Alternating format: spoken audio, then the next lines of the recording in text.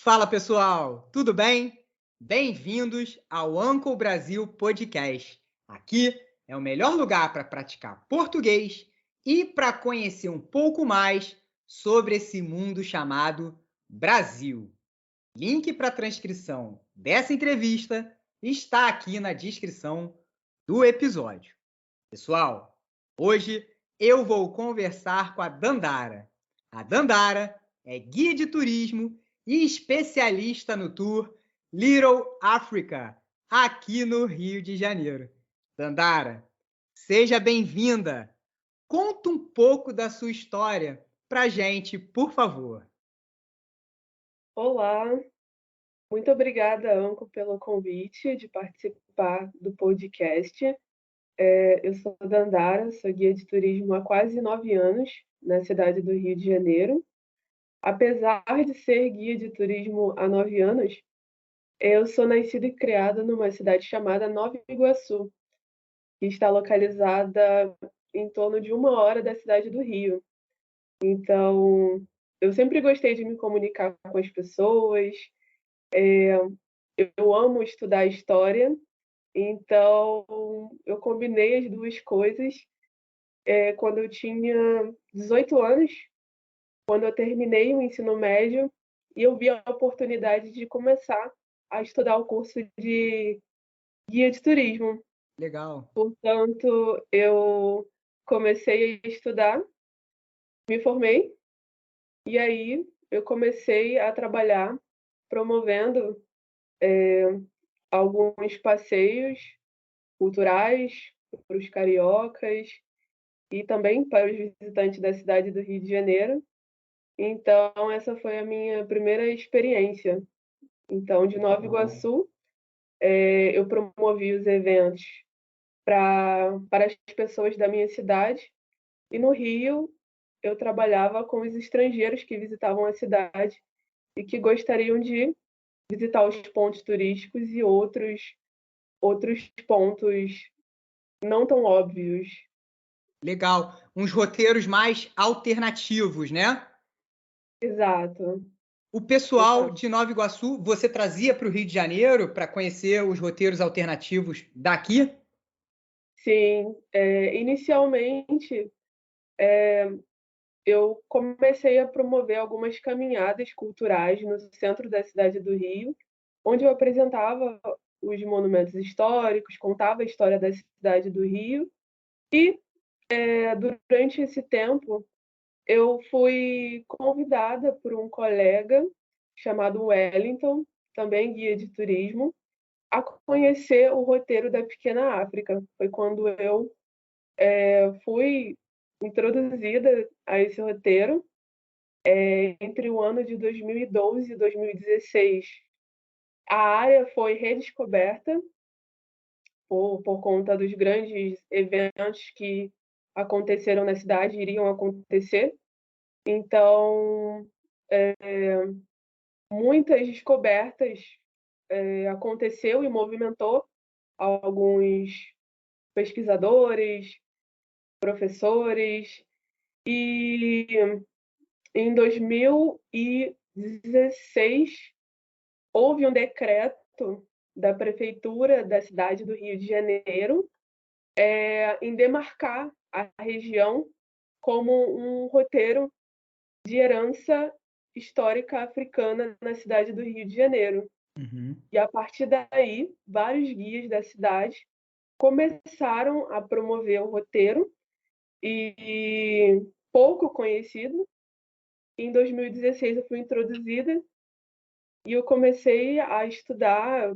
Inicialmente eu me conectei, me identifiquei com, com os aspectos da história e comecei a promover para os moradores de Nova Iguaçu. Então eu trazia os moradores de Nova Iguaçu para a cidade do Rio para contar a história dessa região, que é a região da Pequena África. Que legal. Então, um amigo, um guia, né, de turismo, que era seu amigo, apresentou para você esse roteiro, você gostou, você se identificou com a história, começou a estudar, e a partir do momento em que você se sentiu confiante, você começou a oferecer esse passeio. Primeiro para o pessoal de Nova Iguaçu, não é isso? E Correto. como que você conhecia esse pessoal de Nova Iguaçu? Boca a Ah, boca, como que foi? bom, quando eu terminei o curso de guia de turismo pela Escola Senac, eu criei um projeto, que é o projeto da Janeiro Tour, Uhum. que inicialmente era para os moradores da minha cidade, que era promover excursões para diferentes destinos dentro e fora do Rio. Então, eu levava as pessoas para Búzios, para Arraial do Cabo, para o Vale do Café, contava a história ali do Vale do Café e fazia algumas caminhadas culturais. E aí, Legal. Então, através da Janeiro Tour, que foi o projeto que você criou, você começou a oferecer vários roteiros, e inclusive esse roteiro Little Africa. exato, Muito legal. E aí o seu projeto foi crescendo, até que em determinado momento você passou a receber pessoas de outros lugares, né? Inclusive estrangeiros, concorda? exatamente. Muito bom. Dandara, vamos então falar um pouquinho sobre esse tour Little Africa, né? Esse tour, como que você descreveria esse passeio? O que é o Little Africa? Bom, o passeio Little Africa, na verdade, é um passeio que é uma caminhada guiada que conta a história dos povos africanos que foram trazidos para o Rio de Janeiro e para o Brasil durante os 350 anos de escravidão. Então, o Rio de Janeiro foi a segunda capital do Brasil e teve forte influência desses povos que contribuíram extremamente para a nossa identidade cultural. Então, nós visitamos os pontos enquanto eu vou contando um pouco sobre os elementos da, da nossa história, né?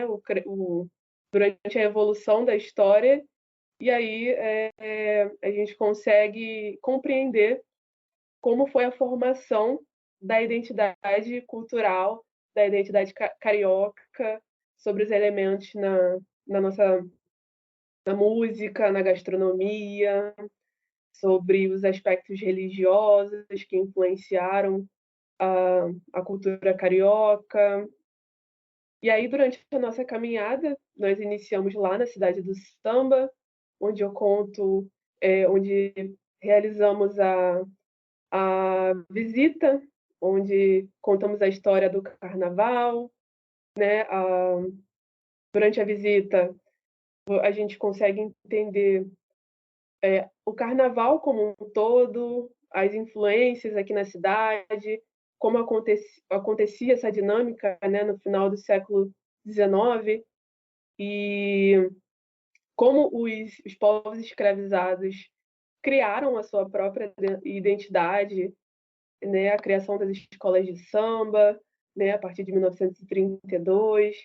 E aí, depois da cidade do samba, nós seguimos a nossa caminhada ali para Mucabe, que é o Museu de História Afro-Brasileira, que é um museu novo, que foi reinaugurado agora em 2022, onde possui um acervo, onde a gente consegue visualizar o protagonismo negro na cidade, dentro da arte, dentro de várias áreas, né, da nossa cultura.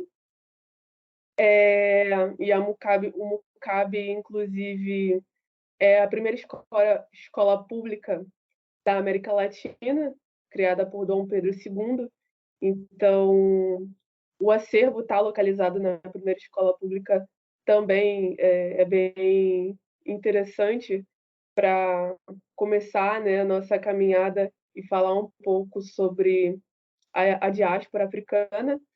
E logo depois da visita ao Mucabe, nós caminhamos até o Instituto Pretos Novos, que é um museu no Instituto Pretos Novos foram enterrados entre 20 a 30 mil homens e mulheres capturados que foram escravizados. Na verdade, eles nunca foram escravos no Brasil.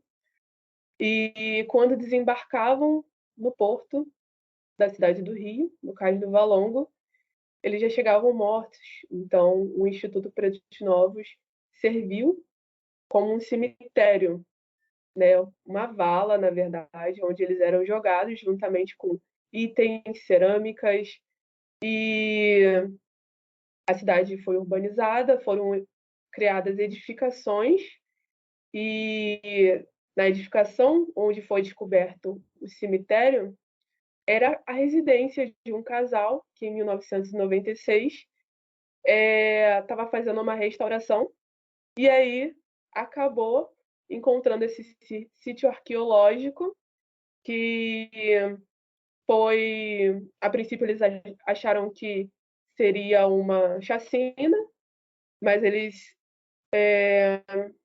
chamaram o IPHAN, que é a Instituição Nacional de Patrimônio Histórico e Artístico, que visualizou que essa ossada se tratava de pessoas que estavam ali há mais de 100 anos, ou seja, escravizados que, na verdade, nunca foram escravos no Brasil. Foram capturados, cruzaram o oceano, mas nunca foram escravos no Brasil. Então, nesse cemitério, nesse instituto, antigo cemitério, é bem interessante porque é o maior cemitério de toda a América e a visita acaba sendo bem interessante, desafiadora, e a gente aprende bastante sobre essa dinâmica do mercado de escravos. Legal. E aí, depois do cemitério Pretos Novos, nós seguimos ali a caminhada para o Cais do Valongo. Então, o Cais do Valongo foi o principal porto de entrada de africanos escravizados no Brasil e nas Américas. Então, durante 40 anos, esse porto ficou em uso, ficou ativo, recebeu em torno de 1 milhão de escravizados e ele foi redescoberto em 2017.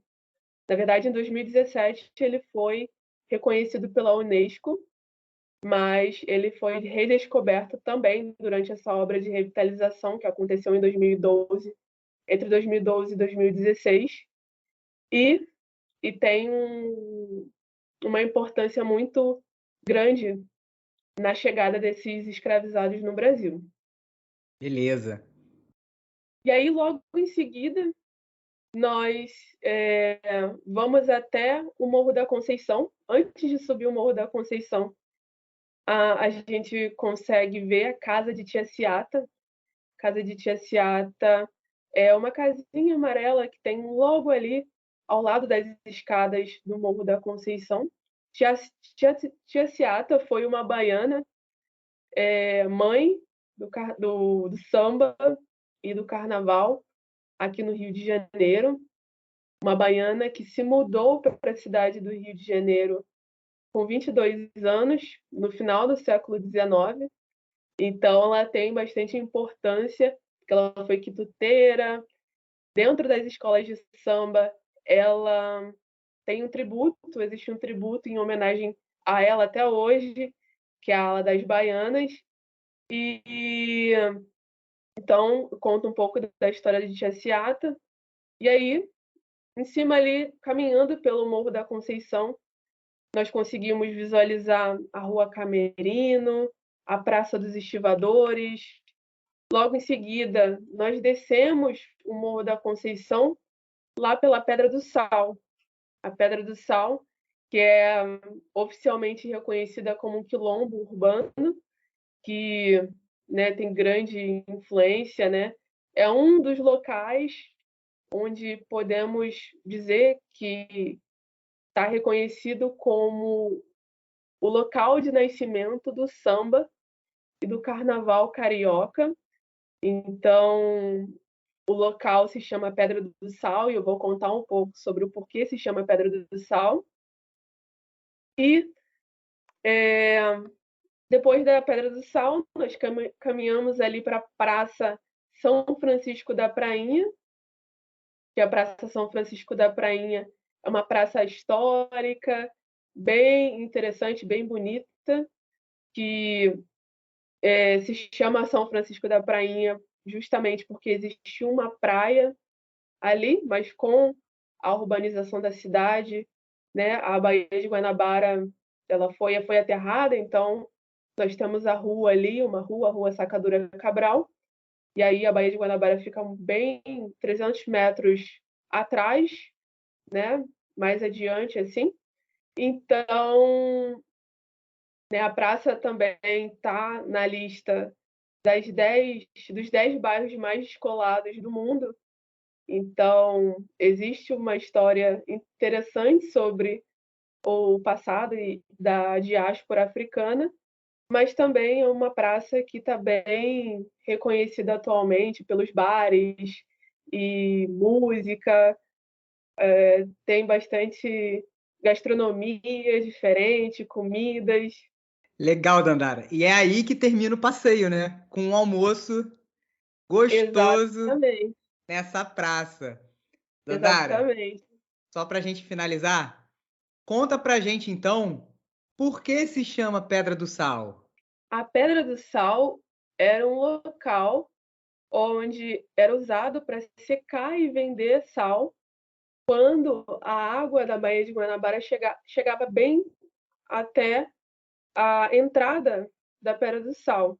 Então, existiam vários depósitos no Morro da Conceição, onde os escravizados desciam a Pedra do Sal para embarcar o sal que estavam nas embarcações.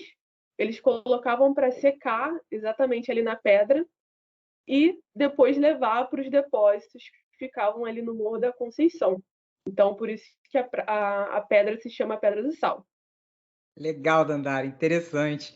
Eu tive a oportunidade de fazer esse passeio com você e eu recomendo para todo mundo. É muito interessante. É uma aula. Você dá uma aula no passeio.